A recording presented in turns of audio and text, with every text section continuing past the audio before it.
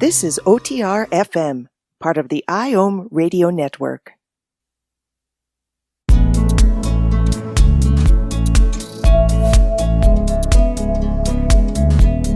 Welcome to the No BS Spiritual Book Club's live streaming interview series, where leading new thought teachers, speakers, and authors share the intimate stories behind the 10 best spiritual books that inspired them the most on their spiritual journey. From well-known classics to hidden gems you might never have heard of, the No BS Spiritual Book Club saves you time and money by sharing reliable recommendations from those who've walked the path before you. The No BS Spiritual Book Club, the only No BS guide to the best spiritual books to inspire your own journey of self-discovery. Here's your host, founder of the No BS Spiritual Book Club, Sandy Sedgbeer.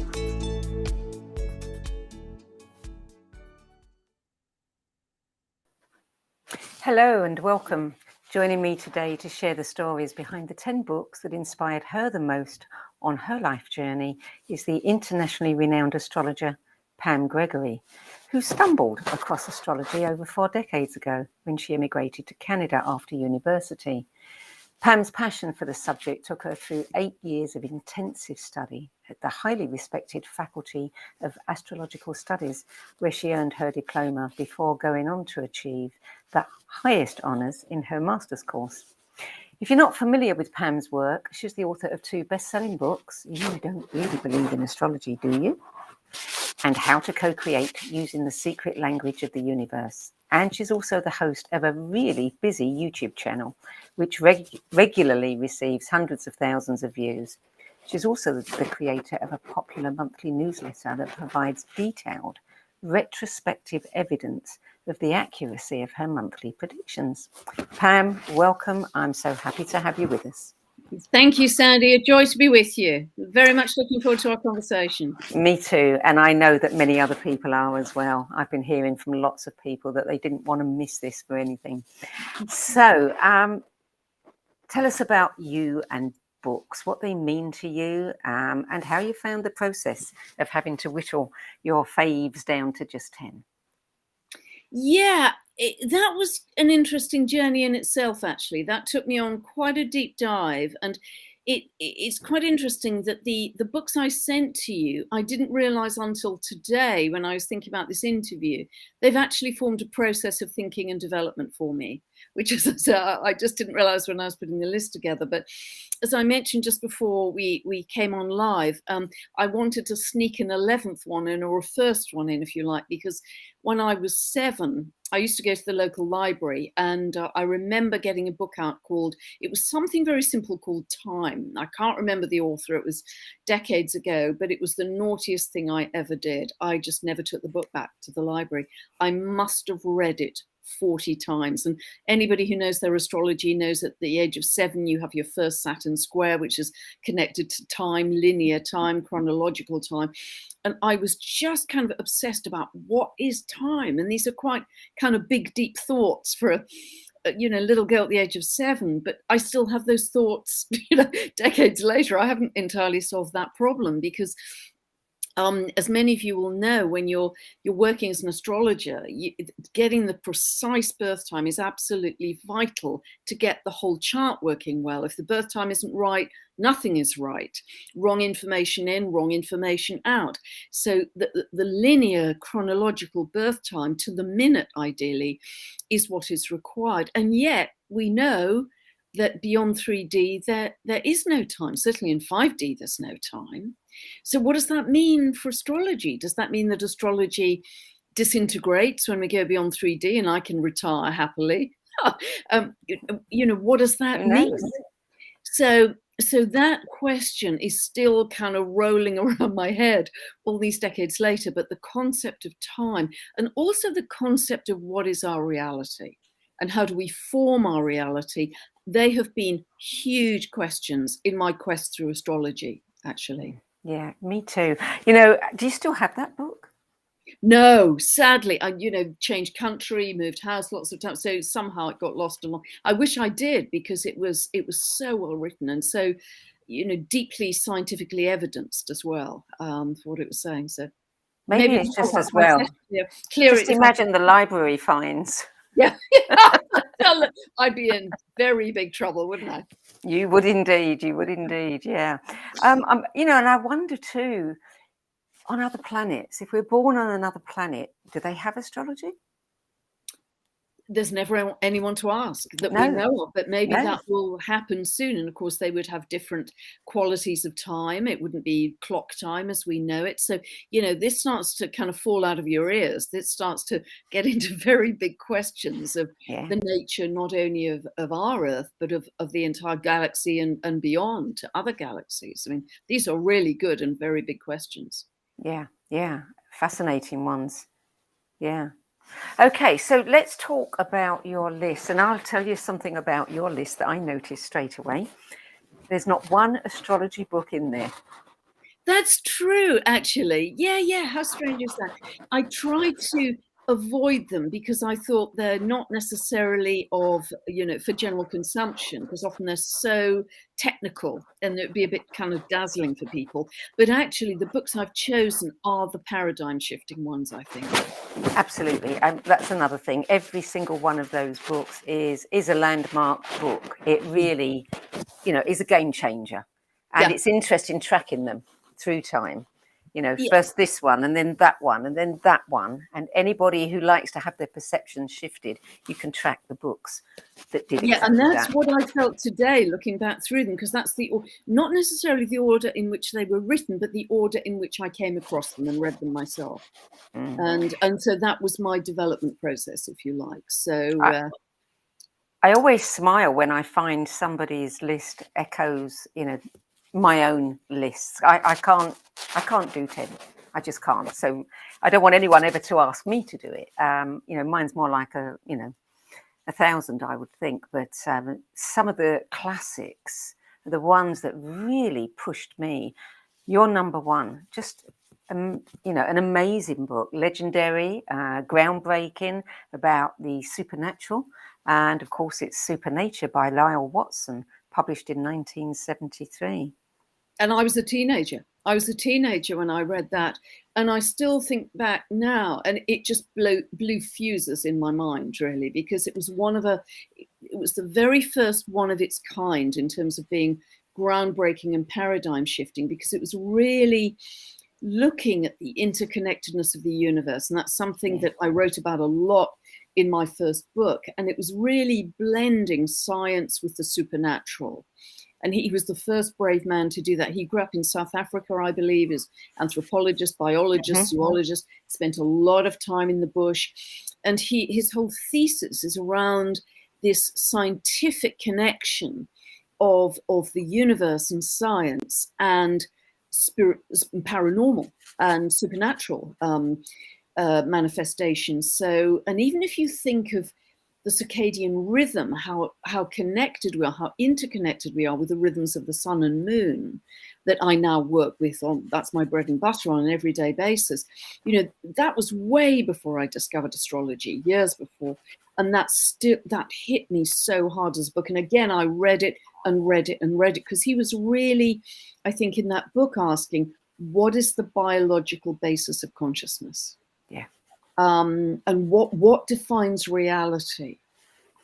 And he also, I believe, came up with the expression of the 100th monkey effect.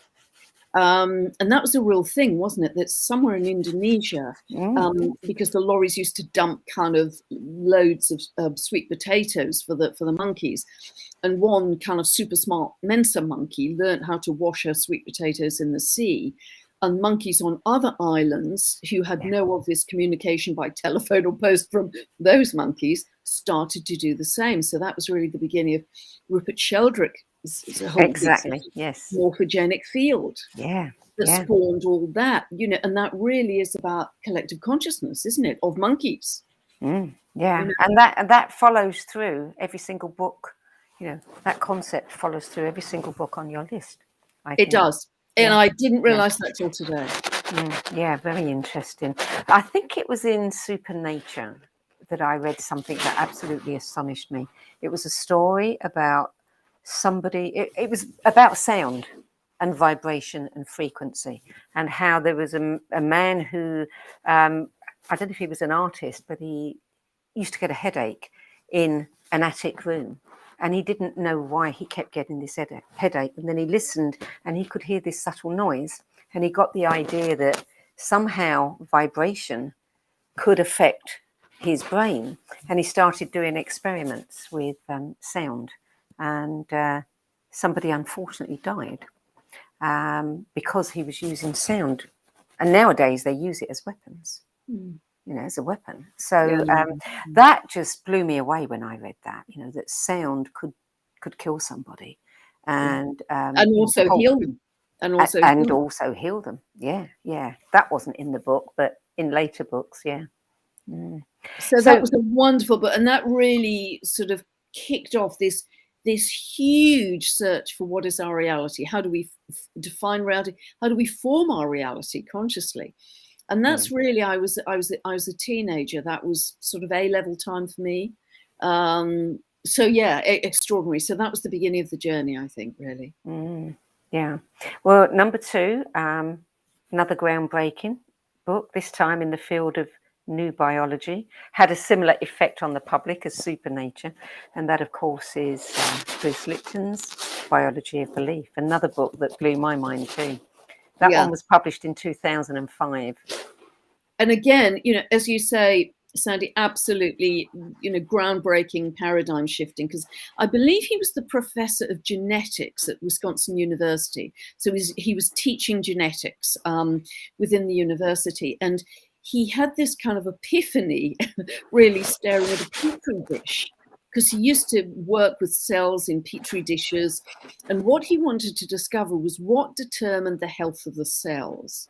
And the old thinking was, it is your genes that determine the health of your cells. This is passed down through your family. You are a victim to your genes. There's absolutely nothing you can do to change them. If cancer runs in your family, you know, you have a probability of developing cancer. And he had this epiphany, and he developed the term epigenetics, which means above genetics, as you know, that it was not the genes themselves, but the perception of the environment that created the health of the cell. And that was just, you know, wow, fireworks going off for him. And he was really excommunicated from his community. He'd try and lecture on epigenetics, and people would just walk out of the lecture theatre. But yet it was a real shift to the spiritual, because and he's got some wonderful titles in the book, like Lessons from the Petri Dish and, you know, the magical membrane, because he discovered it, as you know, that it was the membrane that almost acts like like a computer chip. Yeah. That it depends on the perception of our experiences. You know, this kind of links in with a lecture I heard from Deepak Chopra some years ago. He was saying, if you're on a Big Dipper, there are those people who are going to be absolutely terrified, and they will generate a lot of cortisol in their blood because they're terrified, and that will deplete the immune system. However, if somebody is just thrilled by it, they absolutely love being on the Big Dipper, that same experience will produce much higher levels of, I think it's called immunoglobulin, which boosts the immune system. Yeah. You know, it attacks cancer cells. So that same experience, but the different perceptions of it will determine the health of the cells and obviously the health of the body. So this, you know, this was absolutely paradigm shattering at the time. And, you know, he went through a massive change in life, and he said, your whole world can change depending on your perception. Your entire consciousness can change depending on your perception and your thoughts. And he saw the universe again as holistic. You know, the planets, the stars, the earth, us, plants, animals, everything was part of the same organism, the whole theory of Gaia. He suddenly saw it not in terms of pieces of old medicine, but in terms of a holographic whole, really, a sort of vibrating energy cosmos. And so really this, you know, if I look at my list, although they were many, many years apart, that was another step forward from supernature, really. Yeah, absolutely. One of the things that struck me about that book was his chapters on parents as genetic engineers. That was definitely eye-opening, and it really made me think about what we do as parents, what we don't know we're doing as parents. And he used to travel, I think, with Psych K. I don't know if you know about Psych K, but he used to show a video of an ultrasound of a child when the parents were arguing, a child in the womb, and how that baby would react to the arguments. And he said, you know, it's right there, right? You know, so what we do even before our children are born, even what our grandparents do. I mean, you know, that's a big one, to think that we're expressing something, you know, a gene that has been manipulated by our parents and grandparents' perceptions. Absolutely. But what I found empowering about it was it brought in the element of choice. Yes. It's almost like Carl Gustav Jung's theory that it isn't what happens to you in life, it's how you react to what happens to you that determines everything, your health, your life, your reality, your success, whatever. So it had echoes of Jung's theses in there too. And it was very empowering. I loved it.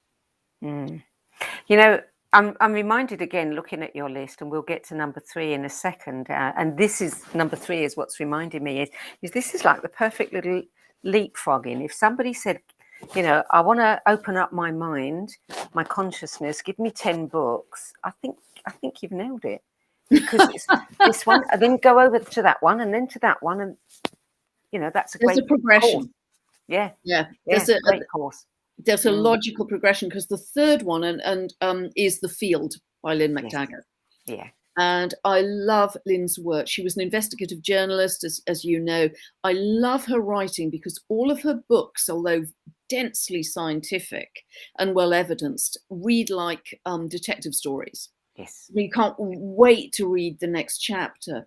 And the subtitle of that book is The Quest for the Secret Force of the Universe. So here again, we have, you know, what constitutes reality. And she's so vigorous in her scientific approach, which is what I love. You know, it's very hard to challenge her information because she went to experts in their field all over the world, at universities, professors, etc. And she went to people who are really investigating breakthrough work in their field. And there's some great quotes in that book that human beings are living things. They're all coalescences of energy in a field of energy connected to every other thing in the world. The pulsating energy field is the control engine of our being and our consciousness. Wow. Wow.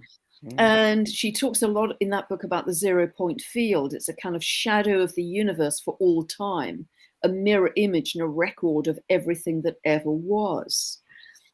And one of her other wonderful parts of that book is that every living thing emits biophotons, biophotons, and it's the biophotons, the light, which often we can see as a halo around somebody's head. It's those that transmit information within the body, via every single cell, and also between organisms, between people. And the more coherent your energy, the higher your frequency, the brighter your light, as it were. And this becomes a really big thing right now as the Earth is traveling through the photon belt. We're getting a lot more photonic light and energy in. And the question is, how much of that light can you hold in your body?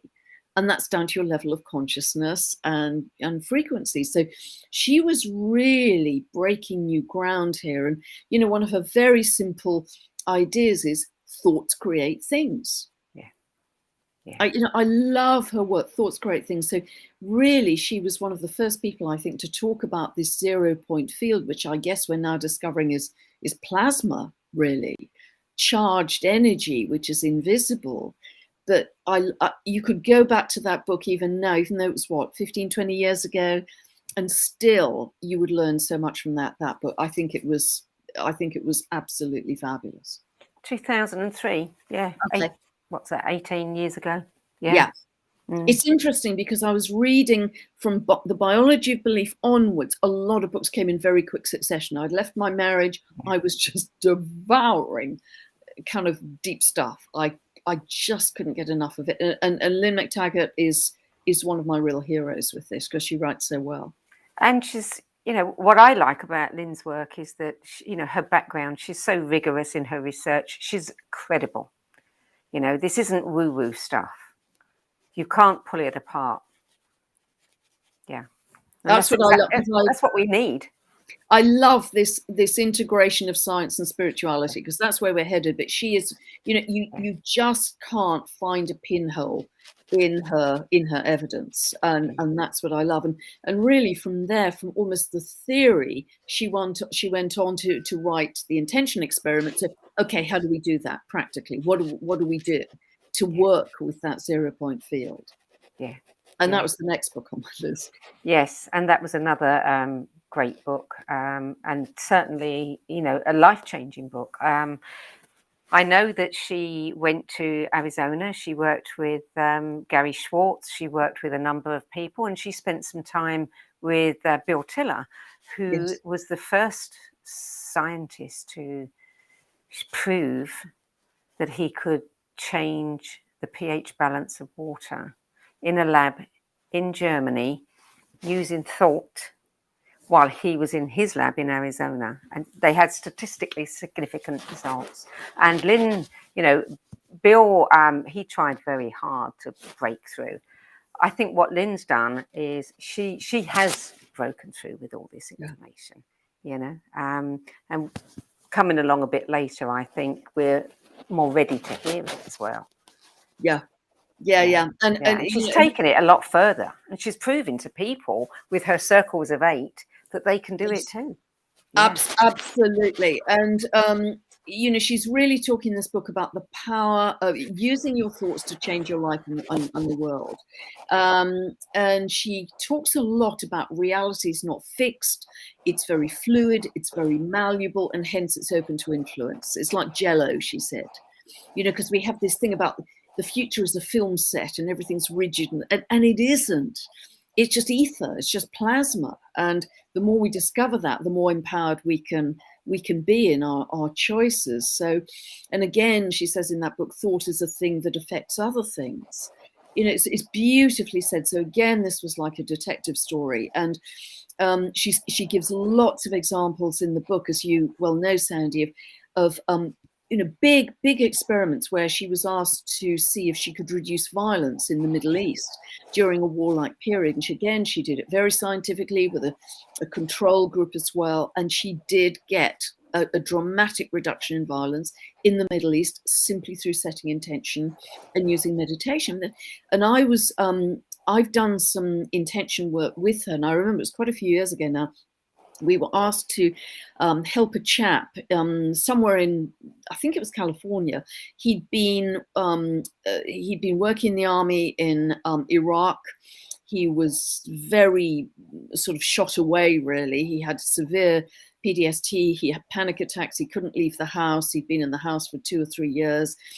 And what she wanted us to do was set a clear intention to give him peace and to bring down this very high beta wave. And what she did, we operated on a split screen because he had electrodes all over his head in California. And you could see very high beta being printed out on the screen.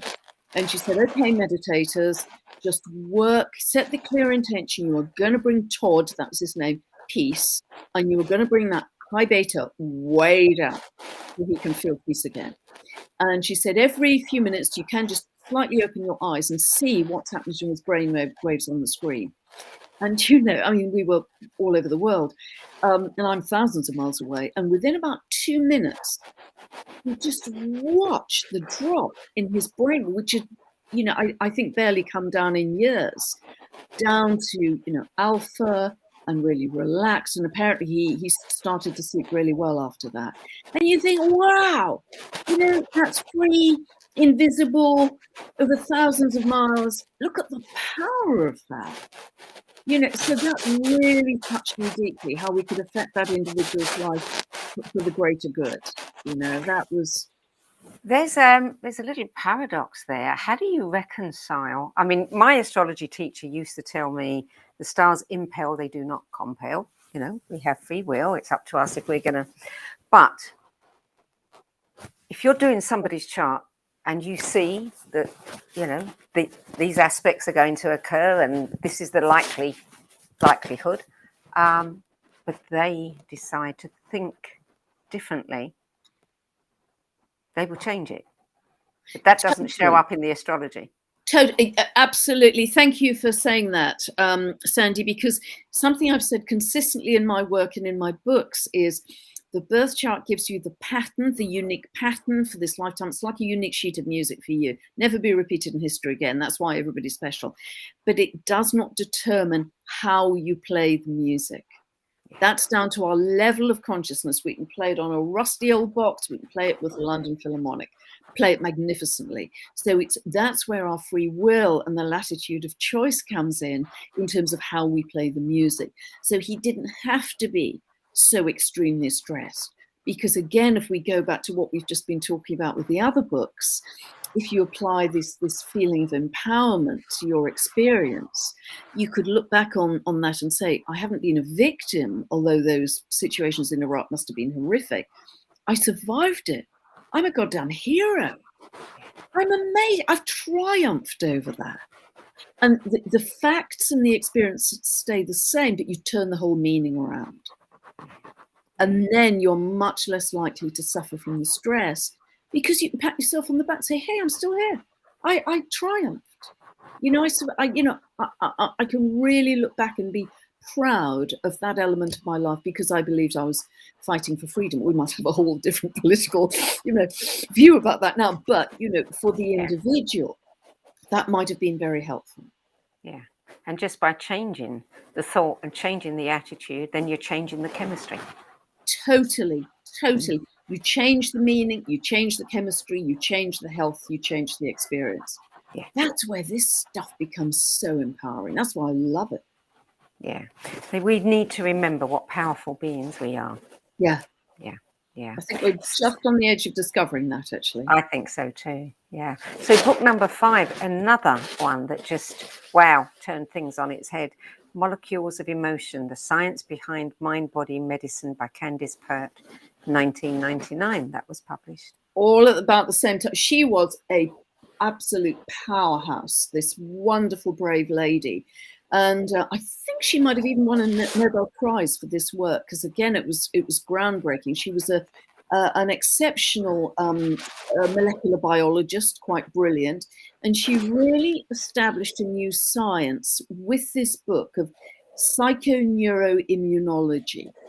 the linking of the mind and the body. And what she discovered is that every single emotion we feel, love, joy, compassion, hate, anger, jealousy, every very specific emotion has a very specific neuropeptide that goes with it, links with it, that our bodies produce. If we're feeling super angry, we will always produce this very specific neuropeptide.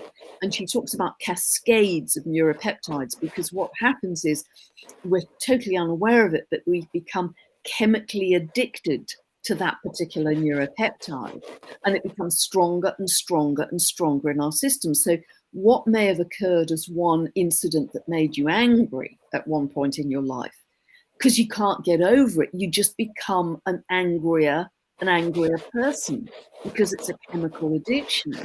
And so for her to see that from the point of view of biology was remarkable. And it was like she was really saying the body is a printout of consciousness. The body is your unconscious mind, writ into medicine, as it were. And she coined a new phrase called the biominde, where mind and body are really one unit, which of course they are. And she wrote it as a thriller novel. I mean, it's quite small type and long. I just couldn't put it down. I was absolutely exhilarated by it. And I think she discovered this when she'd had a riding accident, and she was put on morphine in the hospital, and the morphine really helped ease her pain. But as a microbiologist, she was saying, well, in order for this to ease my pain, I must have cell receptors to receive the morphine. Well, if I've got cell receptors in my body, that must mean my own body can produce morphine. So that means my body is a pharmacy. So that's a little fat chocolate. And this is boom, epiphany, isn't it? So I adored that book, and it also suggested why sometimes it can be so hard for us to change. We can be so unconsciously resistant to change, because it's actually a chemical addiction to the negative thinking. Yeah. What is the pharmacy, and our thoughts are the pharmacist? Yeah. Are you ever, when you come across a book like this that really impacts you, are you tempted to do that person's chart just to know more about them and how they came to be doing what they're doing? Yes, sometimes. Usually I don't know the data, and if they've passed on, which Candace Pert had by then, it would be even very hard to get the data. Frankly, I'm so busy, I don't have time to fit any more in. But yes, sometimes it does, but normally I don't have and the time, as we've said earlier, is so crucial to get the exact chart. But that was another paradigm. Whenever there's a paradigm shifting book, it's like I'm blowing fuses in my brain. I'm opening up something else that hasn't been opened before. Wow, that's another piece of the puzzle in this. Number 6, breaking the habit of being yourself, how to lose your mind and create a new one. Dr. Joe Dispenza. That's more recent, 2012. This was amazing. I actually listened to Dr. Joe for the first time on What the Bleep, and I was just riveted. And I actually went on his very first workshop in London at Covent Garden. He had 20 people. And now, of course, he can get 2,000 people in an hour. He's become very well known. But again, what I loved about his book was, so often we get so stuck in life because of the neuropeptide addiction. And because, therefore, it's very hard to change, and we've got to apply a lot of conscious thought to it. And you probably know the story, I'm sure, Sandy, if you've read the book, but because he was quite an athlete, and he was 23 in a triathlon, hit by a truck at 55 miles an hour, broke his spine, told he'd probably never walk again, certainly wouldn't be able to probably sit up again until they did major surgery with towel rails in his back, and they replaced the towel rails every few years. And something in his brain, God knows he must have been in so much pain, said, not going to do this. I'm going to trust the universe that made me, and I'm going to use meditation, because he was a chiropractor then, to reform a perfect spine. And he got some friends to carry him out face down on a stretcher in huge pain. And for 10 weeks, He brought himself back to meditate on a perfect spine. 10 weeks later, he got up, walked back into his life, no surgery, no pain, but he made a deal with whoever's running this show that if he got healed, he'd spend the rest of his life teaching other people how to get healed. He is a genius, and he's now a neuroscientist, and he talks a lot about neuroplasticity. Again, this idea of, the malleable reality. And he really has shifted science. I mean, he's an absolute mystic. He'd hate to be called that. He sees himself as a rigorous scientist, but he's shifting our view from the old Newtonian mind is separate from matter into this new quantum physics of our thoughts create our reality. And the whole idea that he's proposing is you've got to go into deep meditation, step into a new energetic hologram. When you see it, when you believe it, you'll see it. Not, I'll see it when I'll believe it when I see it, but the other way around, I'll see it when I believe it. So you step into that heightened energetic hologram with total conviction and gratitude that you are already there. And hi presto, the universe then delivers. And what he's now doing in his meditations is putting electrodes on his meditators' heads to measure the shift in brainwave during the meditation. Meditations go on for 4 hours. I have witnessed many dozens of miracles. I've been on 14 of his workshops all over the world, and I have just blinked aghast. I cannot believe my eyes at the miracles that happen when very sick people, they might have been in a wheelchair for many years, or they've got a genetic condition or a terminal condition, they just get fixed. Not necessarily in that one meditation, they've been practicing for months, but the group energy. Yes, yeah, the collective energy. Massive shifts for me then, massive. And what he also says, and this so aligns with my astrology, is everything in the universe is pure potential for us to tap into. And that's very much my view of astrology. And I was just having very big jumps in reading this book, but also subsequently in attending the workshops as well. Mm. Another one of his books is on your list, number 7, which is Becoming Supernatural, How Common People Are Doing the Uncommon.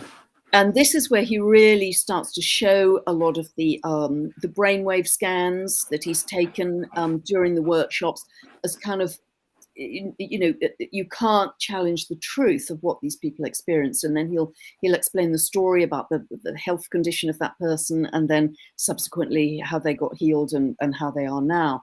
And the deeper they go in the meditation, the greater the potential healing they experience. So there he's giving kind of proof positive of what's happening, again, very much as the scientist, but my goodness, also the mystic. And the higher we can go in our frequency to reach these higher dimensions, again, the greater the shift will be. And I just love his work, because in the astrology, I'm starting to investigate these Kuiper belt objects, beyond the orbits of Pluto, in this 5D quantum kind of energy.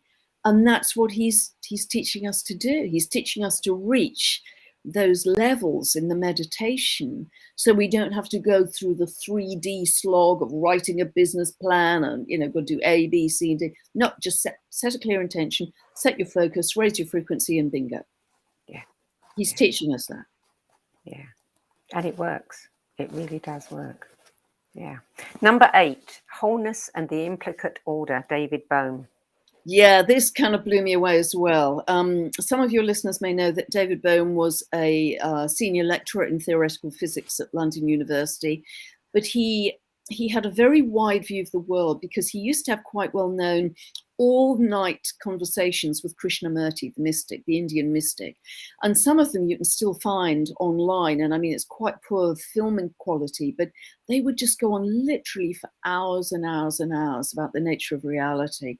And his work really ignited me and gave me some ideas for my very first book, because again, it was kind of blowing gaskets in my brain, thinking, wow, because he was trying to understand the nature of reality, and he saw like Dr. Bruce Lipton, and I guess like Lynn McTaggart and Dr. Joe, the totality of existence as an unbroken whole, as a hologram, and in which we are all connected. And he talked about this universal order of undivided wholeness. And he said that what we think is empty space is actually an immense background of energy, which now I guess we'll call plasma, but he didn't have that term at that point.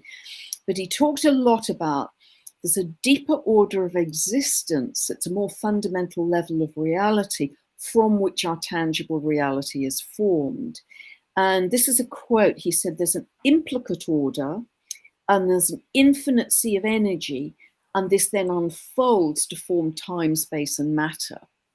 So, and I got very inspired because this is very aligned to Plato's theory of sort of divine intelligence, which then drops down into human consciousness, which then drops down via our individual consciousness into our individual realities.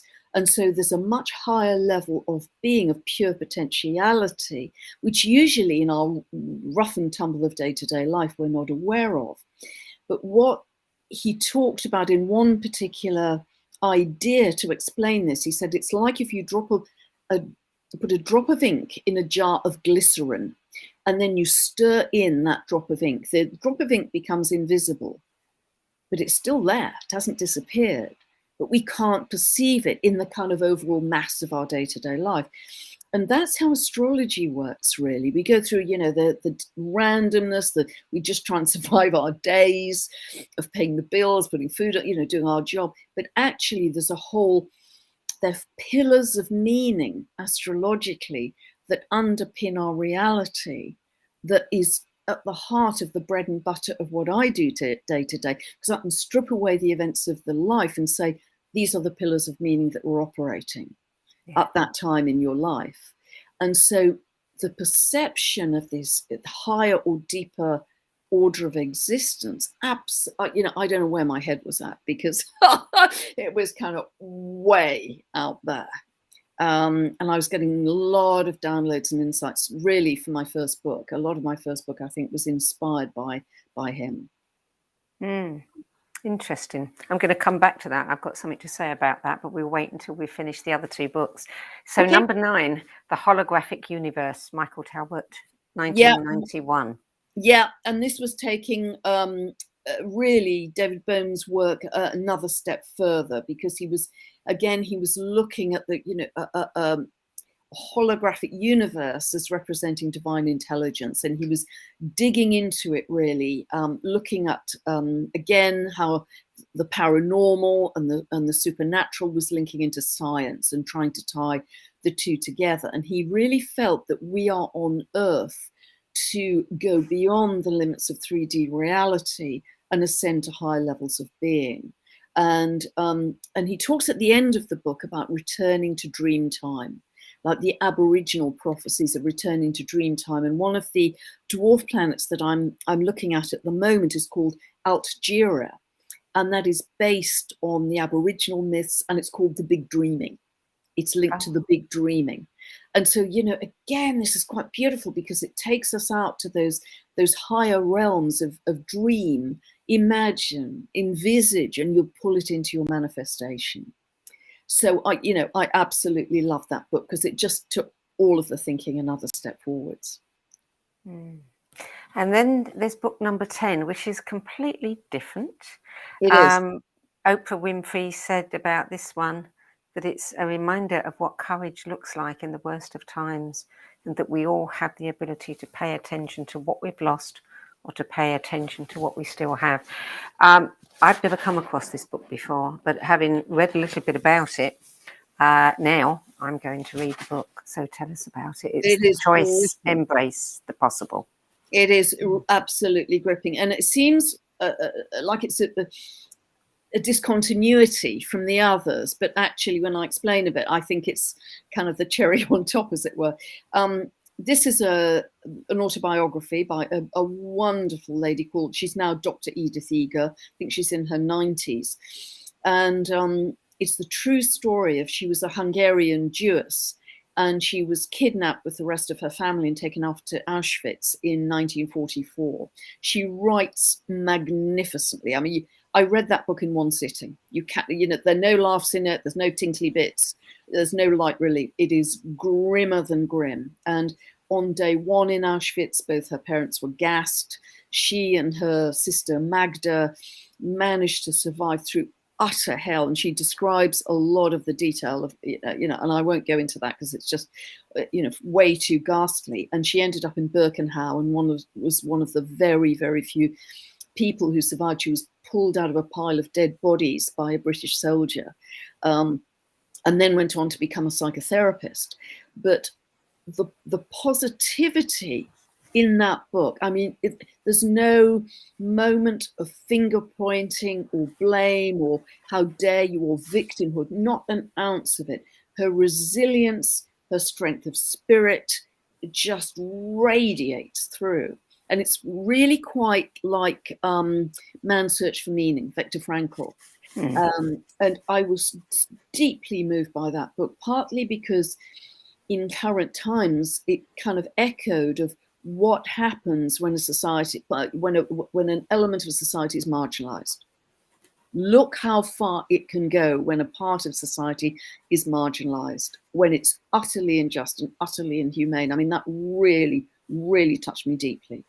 And, I've got clients whose parents lived through something similar.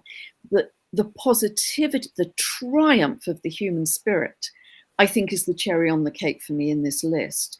Because if she can endure that and still come out shining, boy, we must never moan for a moment.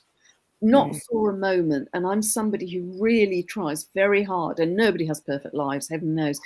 We all have our stresses and challenges, but I really try and walk my talk in trying to see everything in the most positive light, because heavens, I haven't been in that kind of hell. Most of us haven't. So we've just got to be so grateful for every moment of what we do have. And she really reminded me of that. I think she's the most magnificent character. Does she give any details about how she was able to do that? Whether it was a struggle, whether she used any tools of any kind. She does, and it was really, I think her sister was one of the between them, they were each other's lifelines through that. I mean, if her sister had been killed, I think that would have been much more difficult. But she's written a sequel to The Choice called The Gift, and there she's applying more of her psychotherapy tools, which really she learned in Auschwitz. So wow, I mean, that's really deep. That there's such incredible humanity in the violence and the ghastliness and the death and the devastation. I just salute her. I mean, she's a rare human being, but we can all learn. Yeah, that is pretty amazing. And really, she's displaying everything that we've learned about in the previous books on your list. Exactly that. And again, I didn't really realize that when I was writing the list, but also I read it very recently. I read it maybe 6 months ago. And I'd like to read it again. It was profoundly, I think everybody should read that book. For the times we are in, I think everybody should read that book. You see, I'd also want to look at her chart now. What is it that gave her that kind of resilience and strength, just to see where the planets are. Yeah. So what are you reading now? And nothing at the moment. I'm not reading anything just because I've got such a tsunami of work coming in. It's interesting, Sandy, I kind of feel there's something hanging in the air, some kind of insight or epiphany or something. It's just kind of hanging there that's going to land quite soon, that may result in a third book. And I certainly don't want to promise that, because as you know, that's a very, very big project and I haven't got the space and time with everything else coming in at me. But I kind of feel it's imminent, and right. So I'm trying to create, because you may know astrologically we've got this huge Jupiter-Neptune conjunction coming up. It's exact on the 12th of April. It's building now. That's exactly on my sun that rules my 9th house of higher consciousness, writing and publishing. So I'm just waiting. Looks like you don't have much choice. I am waiting for the magic and the fairy dust. So tell me about your chart. I mean, when you first started astrology, are you like most people when they start, the first chart they do is their own? There's the proof right there. You know, you're either hooked or you're not. That's certainly how it was for me. But when did you first do your own chart? What did you think about it? I was just absolutely blown away. I mean, you probably know that I emigrated to Toronto after university, joined a yoga class the first week. There was a big guy from Jamaica there. The girls at the end of the class said he's an astrologer. I went up to him and said, I know nothing, but would you do my chart for me? And I went to see him in his tiny flat in Toronto. I remember it like it was yesterday. And I spent 7 hours with him. And he absolutely blew my world apart, because he went back in my life, as I do with clients, and give dates and ages, and said, you know, were you having this kind of experience then? He just blew, you know, how could a complete stranger who I had barely spoken to in the yoga, how could he know all this? You know, and I was kind of in shell shock for days, and that started the whole journey of trying to understand, because that's how every astrologer starts, trying to understand their own chart. So I was self-taught for the first few years in Toronto, and then when I landed back in the UK, I went into very structured study, for which I'm truly grateful, because astrology is massively vast. I'm still learning after 47 years. I'm still learning. So you will never get to the end of it, and that's one of the wonderful things about it. But yes, it is. You know, it's a bit like learning how to ski. You can have a good time right from day, you know, your first lesson, going down the nursery slopes. And that's how I feel about astrology.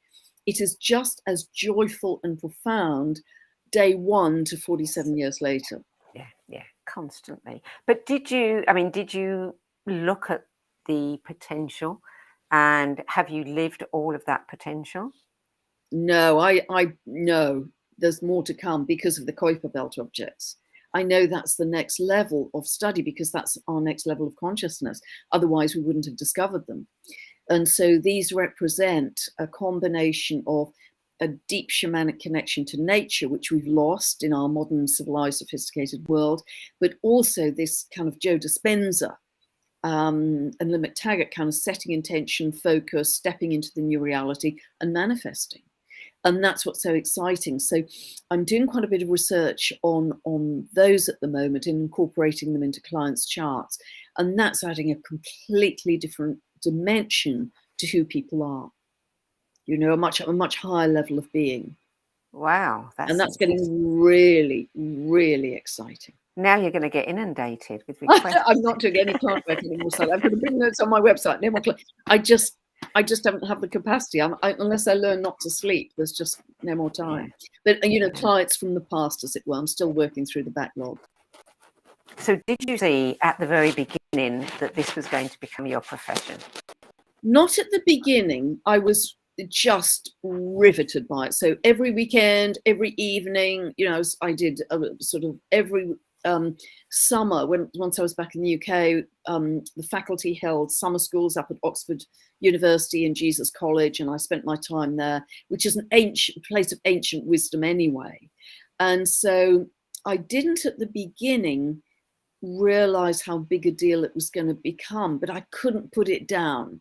It was just compulsive. And you know, over the years, I've learnt that I've done this more than once. This is not my first time as an astrologer. This goes way back, and I have a pretty good sense of who I was several thousand years ago. I've got a very good sense who I was sort of 1500s. You know, I can be very specific about who I was then. And that's been pretty mind-blowing. So I know the dance goes on, you know, the pattern repeats. You know, every single guest on this show, it's an amazing, it's one of the best shows I've ever done. I learned so much, and it's so rewarding. But your list more than any, and your description of the books and what they did for you, really does seem to me to be the epitome of these books were your teachers, these books were your mentors, these books opened up the doorways in your mind all the way through and pushed you on your journey, or at least gave you the path, laid the path out for you.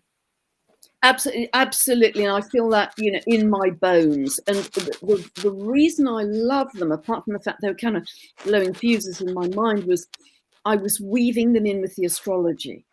That's what I love, because what I like to do with my astrology is weave in philosophy, weave in science, weave in lots of other things that, energy lines, lots of other things that I'm interested in, cosmology, what's happening to the Earth's magnetic shield, Sun's magnetic shield. I love all that stuff because the astrology becomes validated, but also richer as a result. And it's just all the stuff I'm interested in anyway. And so, yeah, very necessary parts of the journey, I think. And it's very rewarding for someone who's been doing this for a long time to see how astrology today is being accepted in a way that it never has before. It's being taken much more seriously. And people are beginning to understand this is a science. Yeah, and I think what's really important, and I've emphasized this a lot in my work, is we, to some extent, people still think of it as fated. What are the planets going to do to me? Well, they're not going to do anything. You're co-creating with them, and the better you understand them, the more you've got a language with which to co-create. They're just stepping stones for you. Yeah. And once you understand even the basics of the language, that brings in a lot of your empowerment to start to use your chart strategically, rather than just being the rubber hitting the road. How can I use these energies strategically as I move through my life to have a more magnificent life and shine my light better in the world? It's that kind of a feeling we need to step into. What a wonderful tool, roadmap we've been given with astrology. We are so, Sandy, honestly, I don't know what my life would have been if I hadn't stumbled across this. I honestly don't, because it's been so enriched in every moment. I mean, I haven't stopped learning since that first session with the Jamaican guy in Toronto in his tiny flat. I haven't stopped. And what would my life have been? I think I'd have been much more lost, to be honest. But I've had this kind of framework and structure of meaning. I think the meaning of astrology is absolutely vital, that it gives you. It isn't just a collection of adjectives. It's fundamental meaning of what your potential tapestry is in life. Now go weave the tapestry. And I'm just so grateful that I stumbled. But I'm sure that wasn't an accident either. I've done this before. I was meant to stumble across it. Of course you were. Of course you were. So. And that little girl at 7 stealing that book from the library, she knew it somewhere. Yeah. I'm going to need this. Yes, wasn't that weird? The weirdest thing. Yeah. So in the little time we've got left, I know everybody is panting for the next bit. Pam, tell us. February, we've got the Pluto return, exact conjunction, America's Pluto return. Going to be a big month. It's going to be a big 2 years, I think, for America, because it isn't just it becomes exact in February, it's also exact in July and December, and it'll be operational not just this year, but also all next year as well. So it's in this second house of the country's chart, which is to do with the economy, but it's also to do with, because it's in Capricorn, to do with the Constitution, the politics, maybe the legitimacy of the Constitution, the geography of the US, which states make up the US, because of course the US was coming together at that time, 1776. So it's going to be a big, big spiritual rebirth for America. That the people decide. I want to say that very strongly. We are really moving away from top down, being told what any country will be. It's going to be much more let the people decide what their values are, what their spiritual values are, what kind of country they want, what they stand for, because I think that's been pretty rattled for various reasons over the last year, and what constitutes the economy.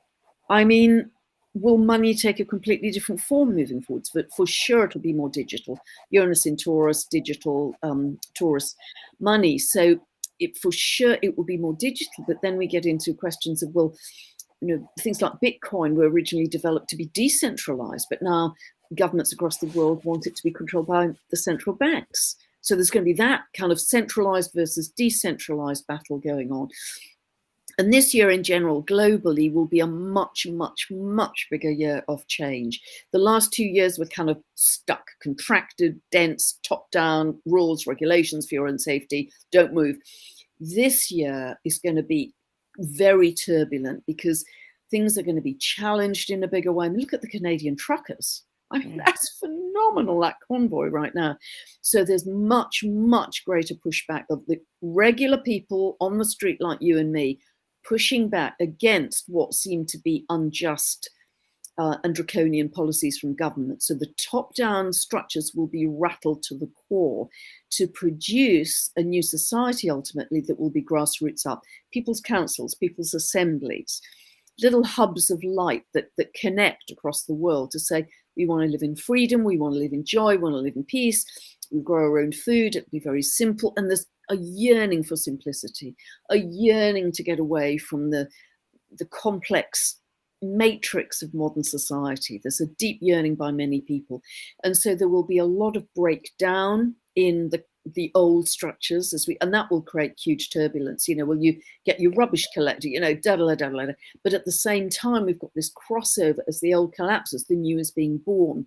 And I think next year we will have a lot more signs of green shoots of the new being born that we can really focus on. And then really getting into 2024, 2025, there are some beautiful aspects coming up, which are really to do with a whole renaissance in who we are as a culture, as a humanity, that are extremely rare for so many positive aspects of the outer planets to come together at the same time, because those planets move so slowly, it's very rare that they all kind of click in with positive aspects at the same time. So I think getting into 2025, that could be a hugely positive time for us. And there's always a lower expression of planetary aspects and a higher. So yes, you might look at Pluto moving into Aquarius and saying, well, that's controlled by technology. Well, yeah, that timeline will exist. If you focus on that, that's where you're headed. But if you don't want to be controlled by technology, choose a higher version of that, which is empowerment of freedom and human rights. Yes. So that's a higher expression of it. And that's where astrology becomes even more useful, because you've got the vocabulary to say, what are the lower and higher expressions to make sure I'm going to avoid the lower. Exactly. What's the best timeline I can live, because we've got such an infinity of timelines. Where if you watch the mainstream news, you're kind of galvanized into think there's only one, and that's not true. There are multiple timelines, so we choose what we want to live, and that's where I think astrology is so empowering. So as we move into even spring next year, I think things will get easier because Saturn moves out of Aquarius pretty much the day Saturn, limitation, moved into Aquarius, 22nd of March 2020. Western countries went into lockdown. So Aquarius, freedom. Limitation on freedom. We went to lockdown. Saturn will stay there till March 2023. Then it moves out of Aquarius. So there'll be a release of the constriction on freedom, potentially, and many other good things that start coming down the track. So this year will be turbulent, eventful, chaotic. It will probably be one of the most pivotal and dramatic years in recent times, actually. But we've got to go through that to get through the tipping point. Yeah. This year is the pivot point. This year is the tipping point. And stay positive, stay focused, only create. Don't give life support to what you don't want. No. Absolutely. Only create. I remember reading a long time ago in one of Linda Goodman's books that America was created with the intention of giving us this wonderful model, inclusion, all of the highest, ideals, and somewhere along the way it lost its way.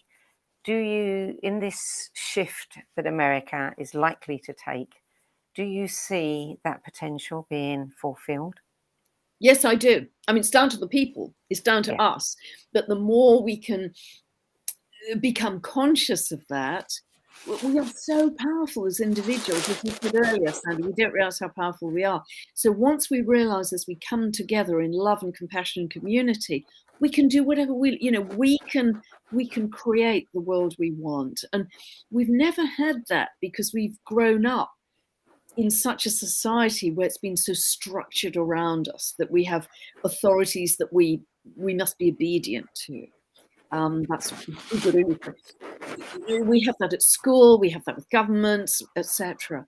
And this is a time of changing that, of saying I'm always going to act with love and compassion, but actually this is not the way I want to live. And so therefore I'm going to create something beautiful with lots of other people who want to do the same. One thing that I'd like to ask you about is disclosure. ET. NASA recently announced that they had formed a little group of something like 20 counselors, advisors from different religions to help them basically, how should the message be couched for people so that they don't get upset? What is that group of people going to think? How do we talk to them? Which is tantamount to saying we're getting ready to tell everybody, yes, aliens do exist. Any thoughts on that? Any pointers? For sure. Yeah, we are all made of stardust. We've all come from outer galaxies, every single one of us. Even even Professor Brian Cox says that as a cosmologist. So, that's undeniable. We are not all just Earth-based. We've come from somewhere else, all of us. So, and you'll be aware of many, many people that and I know. I mean, Bracker Goldsmith, that channel galactic beings, channel the Pleiadians or the Sirians or the Andromedans or the Arcturians. This is becoming almost commonplace now. And I'm hearing from a lot of people who write to me that disclosure of galactic presence is imminent. Now, that is signaled this year by a much stronger Uranus. Last year it was Saturn that had they're in a square, so that's a clash. So Saturn is government, rules, regulations, do as you're told. Uranus is the foreigner, the maverick, the galactic, the outsider. Uranus is much more prominent this year. And there are various peaks where Uranus really comes into focus. And at any one of those times, we could see galactics around us. I mean, I'm hearing from people I trust that they are, they're just hovering right there and kind of pretty imminent. I've had no direct experience of that, but many people I know and trust and honor have had that experience. So how amazing would that be? How amazing. I mean, we're talking about blowing fuses. Do we step into our galactic citizenry or remembrance at that point? I mean, wow, bring it on. Bring it on. Bring it on. All for it. That's what we came here for, isn't it? The experience. Absolutely. And what a bigger perspective we would have on our world at that point. Yeah. Pam, we're almost out of time now. I know that you are a great advocate for helping people to learn how to do astrology themselves. And I know that you have a number of things available on your website. Would you tell us about them? Yes, I've got several teaching videos. It's on the products page of my website, pamgregory.com or thenextstep.uk.com, on the products page, and you'll see them there. And the best one to start with to get a basic orientation in your chart is I've got a 2-part tutorial video series. And if you know nothing, if you're starting from zero, that's a really good one to start with. And then you can build with the other teaching videos from that point. But that starts people on the astrological journey. It's very simple, but it's incredibly comprehensive. I cover simply a lot of ground in those 2 videos. And so that will enable you to understand the meaning for your own life with every update I ever do. And boy, that will get you rolling. So that will be quite exciting for you. Yeah, and you can also do that for everyone else in your life. Indeed. And then encourage them to do it for themselves. Absolutely. A great believer in empowerment. Yes. Yeah. Pam Gregory, it's always a delight to talk with you. Thank you so much for taking the time to be with us. It's been an absolute joy, Sandy. I've loved the conversation, actually. It's been really, really, really joyful. Thank you so much for the opportunity. Oh, you're welcome. And thank you for adding your 10 best spiritual books to the No BS Spiritual Book Club's library of recommendations. And you can read Pam's monthly astrological updates on her website, pamgregory.com, or the Next Step or Next Steps? Nextstep.uk.com. Okay. And I highly recommend you subscribe to her YouTube channel. YouTube's going up all the time throughout the month. So, I think it's on everybody's speed dial. No pressure then. No pressure, no pressure, Pam. Thank you. Just carry on doing what you're doing. We love it. And as the spiritual book market becomes increasingly crowded, it's becoming more challenging to sort the wheat from the chaff. That's why we launched the No BS Spiritual Book Club, so that if you're looking for recommendations from authors, teachers, speakers, and others who've walked the path before you, you can go there and you can find out what books help them the most on their life journey. And there's a whole library full of them to read. So you can also go to the nobsspiritualbookclub.com, where you can view previous episodes in this series, and you can add your name to the Save My Space list to get last-minute reminders of future live streaming episodes. And finally, if you have a book in you but don't know how to start getting it out of your head and into the hands of those who are waiting to read it, visit my website, sedgebeer.com, click on the Work With Me tab, find out how my experience helping others tell their stories might be what you've been looking for. That brings us to the end of this week's show. I'm Sandy Sedgebeer, and I'll be back again at the same time next week with another 10 Best Spiritual Books interview. Till then, it's goodbye from me, and it's goodbye from Pam Gregory. Thank you, Pam. Thank you so much.